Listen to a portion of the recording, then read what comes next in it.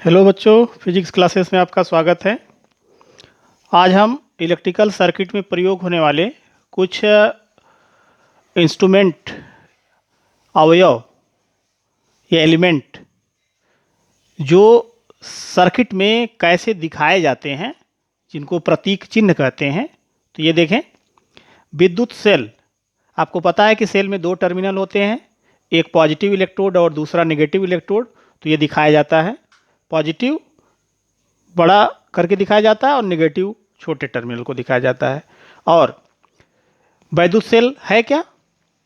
Cell एक प्रकार की वैद्य शक्ति देने वाला एक यंत्र है, अर्थात धारा प्रवाह के लिए यह आवश्यक होता है।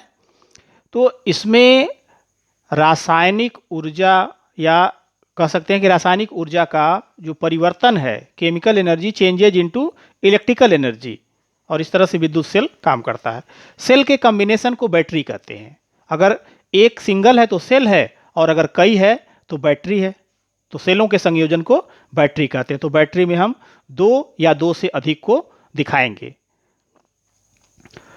खुली या प्लग कुंजी, सर्किट हमेशा ऑन न रहे इसलिए हम इसमें प्लग कुंजी या स्विच का इस्तेमाल करते हैं, जो कि ये इस तरह का होता है। ये शो करता है कि ये खुला हुआ है, और जब ये बंद किया गया होगा, यानी ऑन पोजीशन है, तो इसमें ये डॉट अर्थात इसमें प्लग लगा हुआ होगा।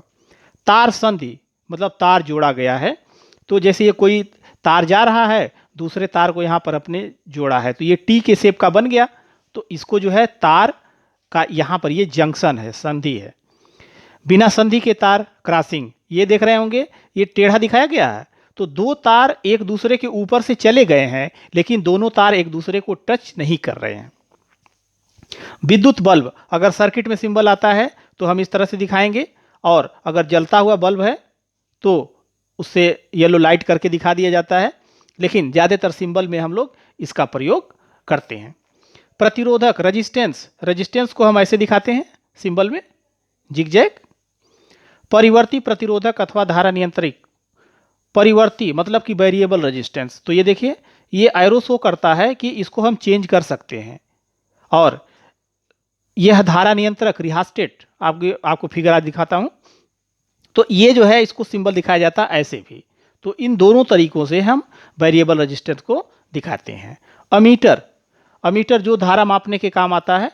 तो अमीटर का पॉजिटिव टर्मिनल और नेगेटिव टर्मिनल, पॉजिटिव टर्मिनल को बैटरी के पॉजिटिव टर्मिनल की तरफ जोड़ते हैं, और इस नेगेटिव टर्मिनल को बैटरी के नेगेटिव टर्मिनल की तरफ। ठीक इसी तरह से वोल्ट मीटर, तो वोल्ट मीटर के लिए सिंबल जो है V, और ये प्लस पॉजिटिव टर्मिनल और इसका ये नेगेटिव टर्मिनल। तो ये हैं हमारे अवयव और इनके प्रतीक चिन्ह। अब आपका शुरू होता है यहाँ से ओम का नियम। ओम का नियम ये आपके चैप्टर के लिए बहुत ही इंपॉर्टेंट है। तो ओम का पूरा नाम सर जॉर्ज साइमन ओम। और ओम का नियम है क्या कि यदि किसी चालक की भौतिक अवस्थाएं जैसे ताप, दाब इत्यादि अपरिवर्तित रहे, अर्थात समान रहे, तो उनके सिरों पर लगाया गया विभवांतर भी उसमें प्रवाहित वैद्युत धारा I के अनुक्रमानुपाती होता है। अर्थात जैसे जैसे I बढ़ेगा वैसे V बढ़ेगा। तो V प्रोपोर्शनल I। और जब ये प्रोपोर्शनल का साइन हटाते हैं तो एक इक्वल टू आता है और एक कांस्टेंट आता है। तो यहाँ पे कांस्टेंट है R, R equals to V upon I, जहां R एक नियतांक है जिसे चालक का प्रतिरोध कहते हैं। तो इसमें आपने देखा कि R equals to V upon I है, अर्थात V और I का अनुपात प्रतिरोध के बराबर होगा। तो इस ग्राफ में आप देखें कि इधर जो है वैद्युत धारा दिखाए एम्पियर में, और इधर विभवांतर वोल्ट में। तो ओम के नियम में R की वैल्यू नियत होनी चाहिए। तो यहां से आप देखें 0.5 एम्पियर की धारा है, तो विभवांतर है 1.5। तो V और I का जो रेशियो है 1.5 डिवाइड बाई 0.5, तो 5 3 जा 3 आ गया, 3 ओम। इसी तरह से यहां पर आप निकालें तो 1 एम्पियर, और यहां पर ये देखें 3 है, तो 3/1 3 आ जाएगा। फिर यहां पर 1.5 है, और यहां पर ये देखें इसके समक्ष ये है 4.5, तो 4.5 डिवाइड बाई 1.5, 15 × 45, ये भी 3 आ जाएगा। इस तरह से आप देख रहे हैं कि प्रतिरोध जब नियत होगा तो V और I के बीच जो ग्राफ होगा वह एक सीधी लाइन स्ट्रेट लाइन मिलेगी। तो अगर V और I के बीच ग्राफ स्ट्रेट लाइन मिलता है तो आप ये कहेंगे कि ओम्स का लॉ या ओम का नियम वेरीफाई होता है। इसी तरह अगर हम दो चालकों की तुलना कर रहे हैं और ये दोनों चालक A और B हैं, दो चालक हैं A और B, इधर विभवांतर दिखाया गया है और इधर धारा दिखाई गई है। तो अब इस केस में आप देख करके क्या बता सकते हैं कि किसका प्रतिरोध अधिक होगा और किसका कम होगा? तो अभी आपने देखा कि V और I का अनुपात से हम यहां पर बता सकते हैं, जिसको कि स्लोप भी कहते हैं। तो इसका जो स्लोप होता है, स्लोप का मतलब कि इसके बीच का जो ये कोण है, इस कोण को, ये कोण है तो ये कोण मान लेते हैं कि ये θ1 है। ये दूसरा वाला जो कोण है ये कोण θ2 है। तो यहां पर आप देख रहे हैं कि जो θ2 है, θ2 की वैल्यू θ1 से अधिक है, अर्थात A का जो स्लोप है या ढलान है वह B से अधिक है। तो इस तरह से हम कह सकते हैं कि चालक A का प्रतिरोध B की तुलना में अधिक है। दूसरा तरीका देखिए, आप धारा के पैरेलल, धारा वाली जो अक्ष है उस अक्ष के पैरेलल एक सीधी लाइन खींचिए। ये लाइन खींचा आपने और इस लाइन को आप अब V के समक्ष खींचिए पैरेलल, ये आपने खींचा। अब देखिए, अगर हम A के लिए निकालेंगे तो V की वैल्यू यहां से यहां तक आएगी, delta V upon delta I, और B के लिए निकालेंगे तो ये वैल्यू हमारी यहां से और यहां तक आएगी, जो वैल्यू ये कम है। तो इसका मतलब हो गया कि जब I नियत है तो जिसके लिए V की वैल्यू ज्यादा है उसका प्रतिरोध अधिक होगा। तो इस फिगर से देख करके हम ये कह सकते हैं कि चालक A का प्रतिरोध B की तुलना में अधिक होगा। अब ये वैद्युत प्रतिरोध होता क्या है? तो किसी चालक का वह गुण जो उस चालक में प्रवाहित आवेश के प्रवाह का विरोध करता है, उस चालक का वैद्युत प्रतिरोध कहलाता है। प्रतिरोध का एसआई मात्रक ओम होता है और प्रतिरोध को मोस्टली आर से जो है दिखाया जाता है। तो जब चालक में धारा का प्रवाह होता है तो इलेक्ट्रॉन एक सिरे से दूसरे सिरे की ओर गति करते हैं, तो वह इलेक्ट्रॉन एक दूसरे से टकराते हैं, इलेक्ट्रॉन आपस में एक दूसरे से टकराते हैं। इलेक्ट्रॉनों का जो आवेश होता है वह ऋणात्मक होता है, तो जब एक दूसरे के समीप जाते हैं तो एक दूसरे को प्रतिकर्षित भी करते हैं। ठीक इसी तरह से जब वह किसी धनायन से टकराते हैं तो वह अट्रैक्ट होते हैं और उस केस में ऊर्जा अपनी वह कुछ खो देते हैं। अब वह जिग जैग मोशन करते हैं। जब जिग जैग मोशन करते हुए आगे की तरफ बढ़ते हैं, अर्थात उनके रास्ते में रुकावट आती है। वही रुकावट क्या है? वही रुकावट उस चालक के लिए वैद्युत प्रतिरोध है। अब 1 ओम आप किसे कहेंगे? तो आपने अभी देखा कि R इक्वल्स टू होता है V अपान I। तो अगर V की वैल्यू 1 वोल्ट हो और I की वैल्यू जो है 1 एम्पियर हो तो R equals to 1 volt upon 1 ampere equals to 1 ohm. तो इसे आप परिभाषित कर सकते हैं कि यदि किसी चालक के दोनों सिरों के बीच विभवांतर 1 वोल्ट है और उसमें बहने वाली धारा का मान 1 एम्पियर है तो उस चालक का प्रतिरोध 1 ओम होगा। परिवर्ती प्रतिरोध अर्थात वेरिएबल रेजिस्टेंस, जो परिवर्ती यानी चेंज होता रहता है। तो स्रोत की वोल्टता में बिना किसी परिवर्तन किए किसी वैद्युत परिपथ में धारा का मान घटाने अथवा बढ़ाने के लिए उपयोग किए जाने वाले अवयव को परिवर्ती प्रतिरोध कहते हैं। अर्थात हम उस परिपथ में स्रोत की वोल्टता में कोई परिवर्तन न होने दें और उसमें धारा का मान घटाएं या बढ़ाएं, तो यह निर्भर करेगा R पर। तो R की वैल्यू को हम घटा सकते हैं या बढ़ा सकते हैं। तो अगर घटा या बढ़ा सकते हैं तो उसे हम परिवर्ती प्रतिरोध कहते हैं। तो दिष्ट धारा अर्थात जो डायरेक्ट करंट होती है, डायरेक्ट करंट के सर्किट में धारा को नियंत्रित करने के लिए धारा नियंत्रक प्रयोग किया जाता है और यह धारा नियंत्रक कुछ ऐसा होता है। जब इसे सर्किट में जोड़ा जाता है तो एक सिरा इसका जो है यहां पर कनेक्ट होता है तार का और दूसरा सिरा जो है यहाँ पर कनेक्ट होता है। अब इसको जो है इस पर स्लाइड करते हैं, इस पर पतले पतले तार होते हैं, यहाँ से तार जो है वहाँ तक। अब तार की लंबाई पर निर्भर करता है कि उसका प्रतिरोध जो है घट रहा है या बढ़ रहा है। तो अगर हम जैसे जैसे दूर जाएंगे तो इसका मतलब हो गया कि प्रतिरोध बढ़ेगा, जैसे जैसे पास आएंगे प्रतिरोध घटेगा। चालक या तार के प्रतिरोध की निर्भरता, जो प्रतिरोध है वह किन किन बातों पर निर्भर करता है। तो किसी चालक का प्रतिरोध, चालक तार का प्रतिरोध जो R है वह उसकी लंबाई के अनुक्रमानुपाती होता है, अर्थात तार की लंबाई अधिक होगी तो उसका प्रतिरोध अधिक होगा।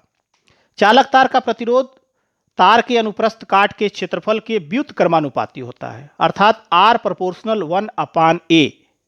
तो A की वैल्यू अगर घटेगी तो R की वैल्यू बढ़ेगी, A की वैल्यू बढ़ेगी तो R की वैल्यू घटेगी। दोनों एक दूसरे के रेसिप्रोकल हैं, व्युत्क्रमानुपाती है। A बढ़ेगा तो R घटेगा, अर्थात मोटे तार का प्रतिरोध कम होगा और पतले तार का प्रतिरोध अधिक होगा। अगर इन दोनों समीकरणों को संयुक्त कर दें तो R प्रोपोर्शनल L/A, और प्रोपोर्शनल का साइन जब हटेगा तो एक नियतांक आएगा और ये होता नियतांक रो, P की तरह से है, टेढ़ा P की तरह से है, इसे रो कहते हैं। यह एक ग्रीक वर्ड है। रो एक नियतांक है जिसे तार के पदार्थ का विशिष्ट प्रतिरोध या प्रतिरोधकता कहते हैं। तार का विशिष्ट प्रतिरोध। अब देखें, तार का जो प्रतिरोध है वह पदार्थों की प्रकृति पर निर्भर करता है। जैसे तांबे का तार है तो अगर 1 मीटर लंबा और सेम मोटाई का तार है तो 1 मीटर तांबे के तार का प्रतिरोध अलग होगा, वही अगर एल्युमिनियम का है तो उसका अलग होगा, अगर सिल्वर का है तो उसका अधिक अलग होगा। तो आप कह सकते हैं कि तार का जो प्रतिरोध है पदार्थों की प्रकृति पर निर्भर करता है, अर्थात दिए गए समान लंबाई और अनुप्रस्थ काट के क्षेत्रफल वाले अलग अलग पदार्थ के तारों का प्रतिरोध अलग अलग होता है। तार का ताप बढ़ने पर प्रतिरोध बढ़ जाता है। जब तार का ताप बढ़ेगा तो प्रतिरोध बढ़ जाता है, और किस रेशियो में, ये देखिए RT = R0 1 + alpha T। RT मतलब T टेम्परेचर पर प्रतिरोध, R0 0 ताप पर, अल्फा यहाँ पर प्रतिरोध ताप गुणांक या इसे हम रेखीय प्रसार गुणांक भी कहते हैं, और T ताप है। तो ताप जैसे बढ़ेगा वैसे उसका प्रतिरोध भी बढ़ जाता है। विशिष्ट प्रतिरोध की परिभाषा क्या होगी? तो आपने फार्मूला देखा कि R = ρL/A। इसमें L की वैल्यू 1 मीटर और cross section area 1 metre square हो तो ρ = RA/L से वैल्यू पुट कर देंगे तो आ जाएगा ρ = R।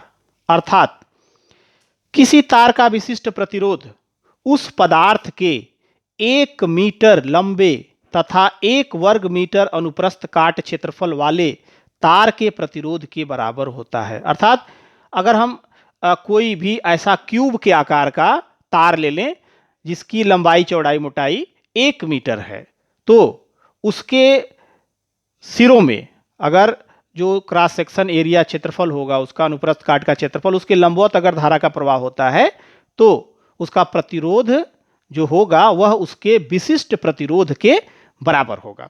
विशिष्ट प्रतिरोध का मात्रक ohm into metre, ohm into metre होता है। अब देखिए इससे रिलेटेड कुछ और जानकारियां हैं। क्या है? धातुओं एवं मिश्र धातुओं की प्रतिरोधकता अत्यंत कम होती है।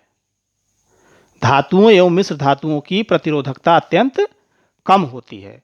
तो प्रतिरोधकता जिसकी जितनी कम होगी वह उतना ही अच्छा चालक होता है। मिश्र धातुओं की प्रतिरोधकता उनकी अवयवी धातुओं की अपेक्षा अधिक होती है। अवयवी धातुओं से मतलब यह है कि जैसे कोई तार बना हुआ है दो चीजों से मिलकर के, और उन दोनों